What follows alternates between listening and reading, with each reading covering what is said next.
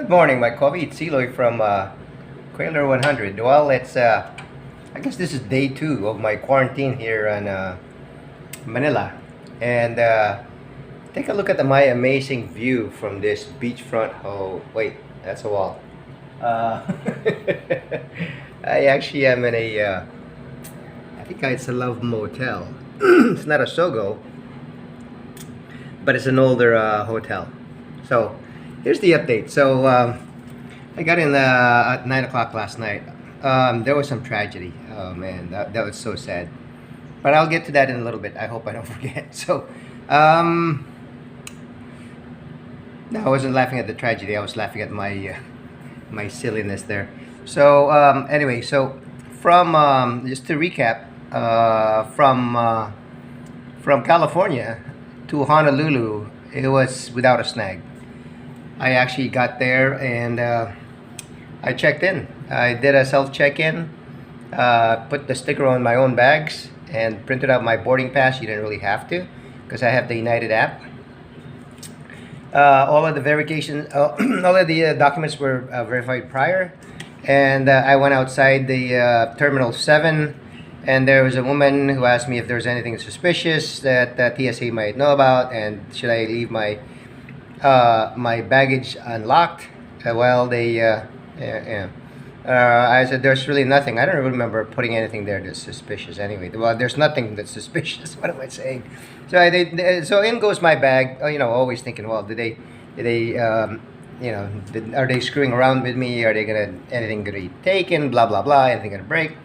So that goes through, and then I actually arrived in Hawaii, which I had a 23-hour layover. And check my other videos, please. There go so few views. Come on, don't you guys want to travel during pandemic? You know you can. It's actually not too bad. So I go to Hawaii. So in Hawaii, they look for your. They said you go ahead and get a clear pass, right? Well, actually there are clear little kiosks or booths at the airport, and I guess you can actually get a wristband. And if you get a wristband, it's sort of like a free pass. It's like kind of like one of those concert bands, or like when you go to the hospital that they'll easily rip off, but you can't put them back on because they're like this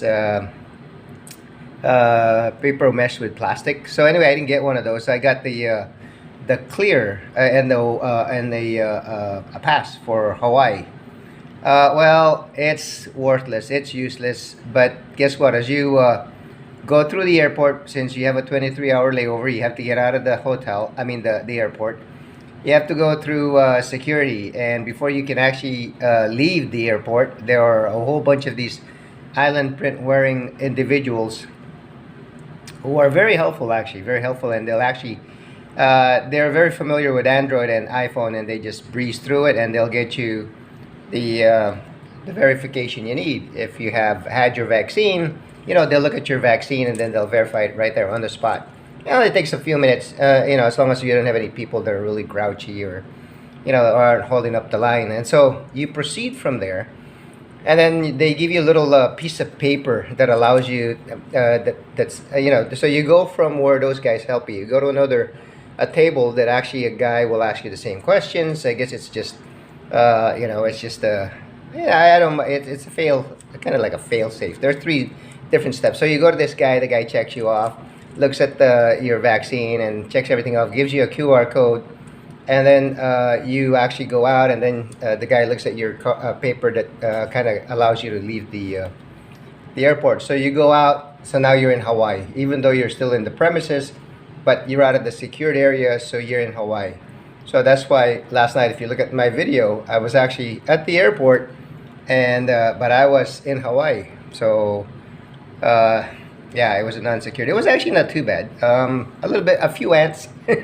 Got my $17 Burger King, which is like, oh man, this is like a double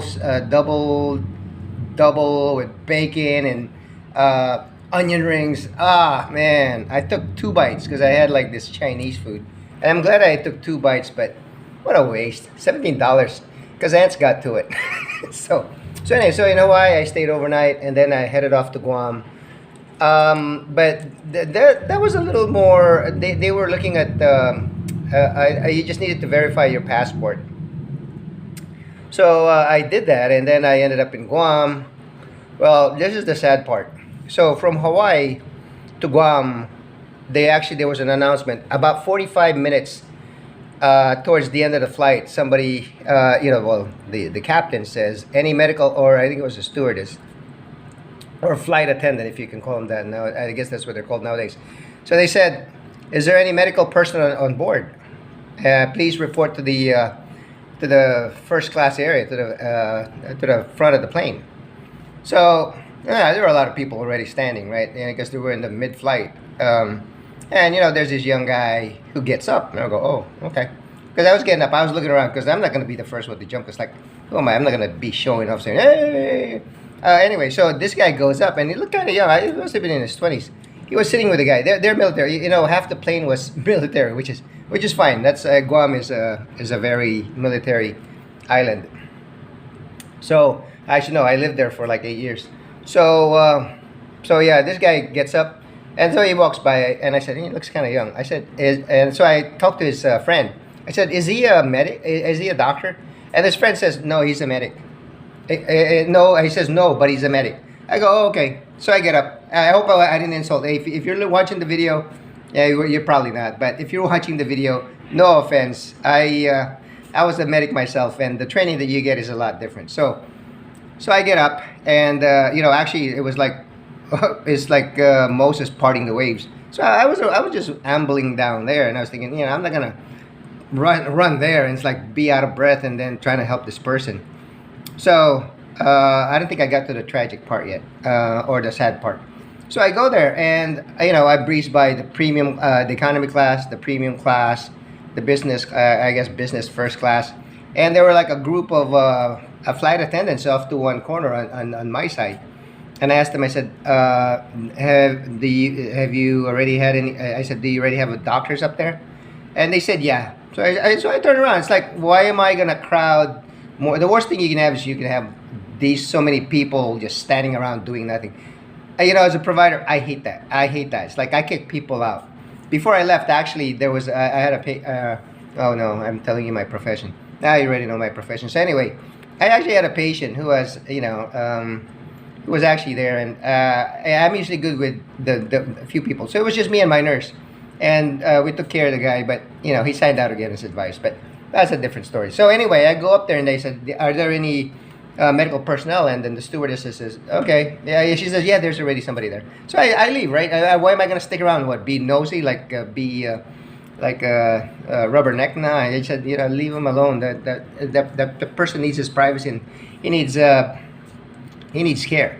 So I head on back, and towards where I sit, a group of 7 individuals, and the oldest is probably 25. There was a younger one, probably in her teens, or like 19 or 20. And then there were like 4 little kids with bonnets, and they were saying, and they start crying, right? And I'm thinking, oh, okay, why do you got a feeling that they're related? But I didn't see that person sitting next to him, because there's like 7 here. Well, I guess he was in first class, maybe. So they were crying, and they were sobbing, and I'm thinking, oh, this doesn't sound good. I think that might be their relative. And sure enough, as we landed, were like 30 minutes left of the flight. So they were looking for this family, and she says, yeah, there's 7 of us, blah, blah, blah. And then there were like kids. I think they're all the way down to like maybe age 12 or something, maybe 13. So yeah, I mean, the 2 girls were just crying. The teenager and the or maybe early 20 something, and the older one, and they were just crying, and it was just like, I felt bad for them. And actually, initially I thought, oh well, this girl, why doesn't she pay attention? Because she was dropping things, right? I don't know if she was distracted. Yeah, I guess it was their family member. And when we landed, they actually asked for ambulance, and they were I can't believe it. The pilot says, all passengers, please remain seated and seat belted. We have a passenger, and we have emergency ambulance crews that are doing CPR. I'm going, oh man, did you need to say all that? So, there are some people that were standing up, and so we didn't really. It was probably like 15 minutes. I mean, it seemed longer, but so they got out, and then everybody got out, and so Guam was pretty much they were. Everybody was frazzled. It's like everybody was trying to get this plane. There were 60 of us on that flight. Actually, I thought I was the only one. So I asked one of the flight attendants. I said, "Hey, I said, is there going to be enough time for me to get on that plane to the Philippines? Like, I don't want to miss a flight or be in another layover." He says, "You know what?" He says, "You'll be fine." He says, "They're not going to forget 60 people." I go, "Oh, okay." So anyway, so we get there. Yeah, they're the one in Guam are really uppity. So you have to show your QR code, your One Health Pass. So I suggest you do that before you leave the. It's recommended. If you don't do it, well, good luck to you. I hope you don't go through. So you heard it here. You heard it. It's in the Philippine Airlines site. It's in the United Airlines site. You need to get a QR code for the pass. You basically put in your name, your contact number, your passport number, your copy of your driver, no, your vaccination records, and I did a COVID test before I left. Within 72 hours of arriving in the Philippines, it doesn't matter. Waste of time. You don't need it. You don't need it. They're not even gonna say unless you came from a green country. I came from a yellow country, which is the United States. It doesn't exempt you from anything, even though the website from United says you're exempt. It's not. So you're still gonna go through. You go since I'm not OFW, I'm a dual. So you fill out these paperwork. There's the arrival record for immigration. Yeah, that's where I lost my duty-free purchase. Then actually you have to before you do that, let me just go back. So you get off the plane and you get herded onto this waiting room area, and you go one at a time. There's like several windows. It goes by really fast, probably like maybe 5 to 15 minute wait. So you go there, and then they look at your One Health Pass, and they look at that, and then they scan it. They ask you a few questions. Mine took a little while because WBO bantamweight champion Jonas Sultan was right next to me, and I got a picture. Maybe I could post it.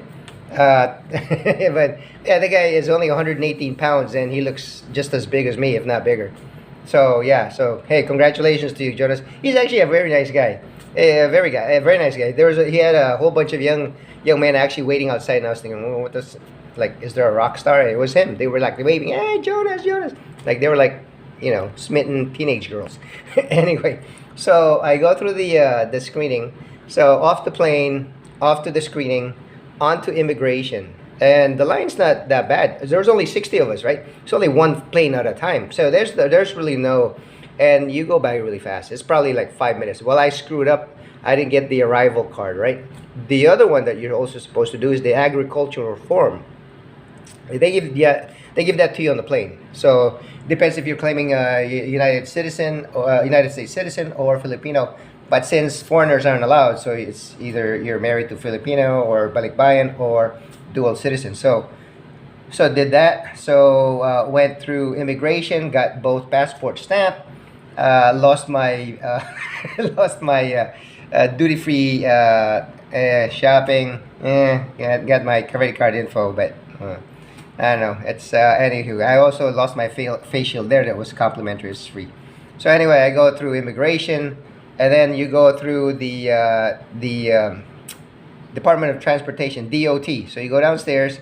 They look at your One Health Pass again, which is this is why you need it. Which is actually out of mine. I think it's an excellent idea. My hat off to you, the Philippines. That's yeah. It's just makes life easy for you if you do that. Do it within 24 hours because you can't do it prior anyway before you depart. So I'm rambling on here. I got like 14 minutes already. So you go to DOT, and then they'll ask you for your reservation, which I did on my phone. They'll verify it, and then if you have a shuttle through that hotel, then you go through there. Otherwise, you get your bag and you're waved through. So that paperwork I filled out for the Department of Agriculture, which I didn't really have anything to claim. Yeah, I just went through, and then you go outside and you get a taxi or your shuttle, and then you're off to your quarantine facility. So there's still as of November 8th, 2021, there is still a 5 day quarantine, and on the fifth day you get swabbed. So if you're negative, then off you go. So this is my quarantine facility, and it's right here. I've been awake, but I forgot to bring a lot of clothes, but I actually have a lot of clothes.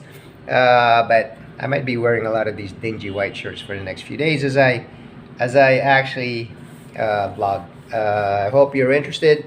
Check out my TikTok, and this is Eloy from Quailer 100. I hope you got something out of that. But that's the process.